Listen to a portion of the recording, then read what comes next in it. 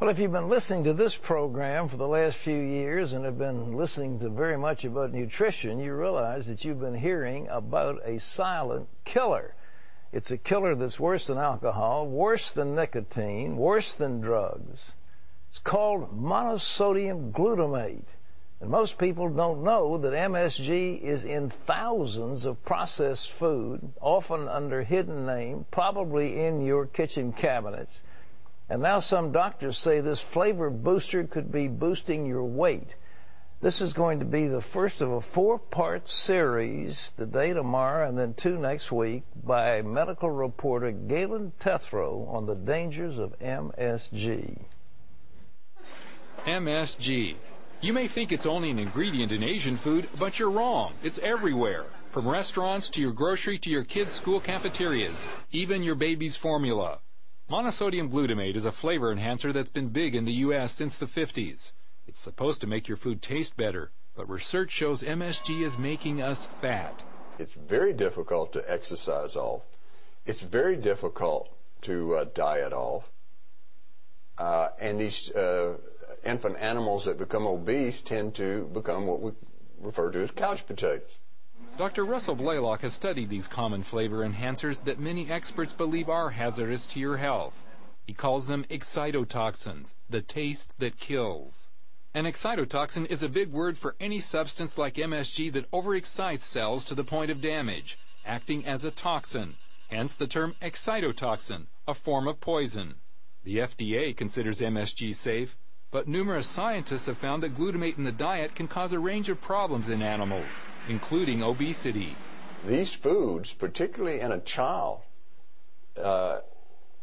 is certainly of the dose equal to what you're seeing in animals. Now, the thing that's peculiar about the child, they're 4 times more sensitive than an adult. Pound for pound. Pound for pound. So babies in the womb and young children up to about age 3 are the most threatened.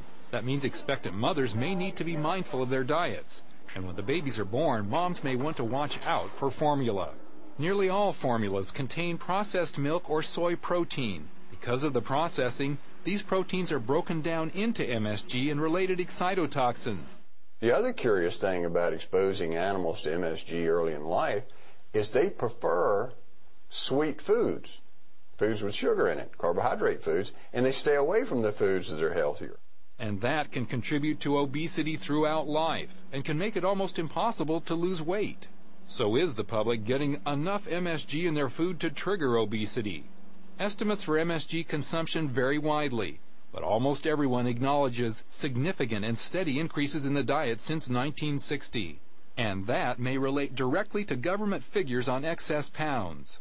Over the last 40 years, the government says adult obesity has jumped from 13% to 34%, and the number of overweight youth has quadrupled to almost 20%, with a steady rise for 40 years. Of course, that doesn't necessarily prove the MSG has caused the increased obesity. But Dr. John Olney, a pioneer in brain research, first found MSG caused obesity in lab animals in the 1960s.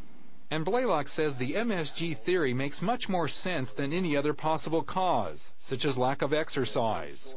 One of the frightening obesity effects of MSG is that it produces the harmful fat found deep in the abdomen.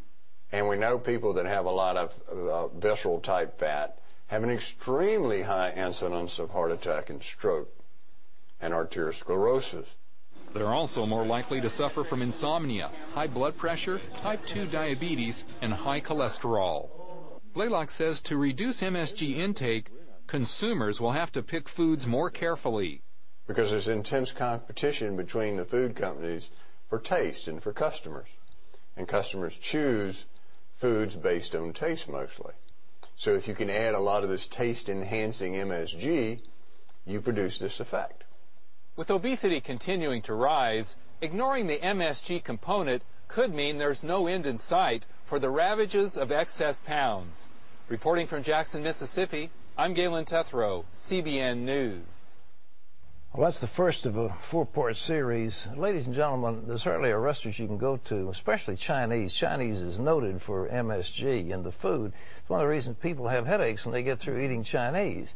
It's the MSG.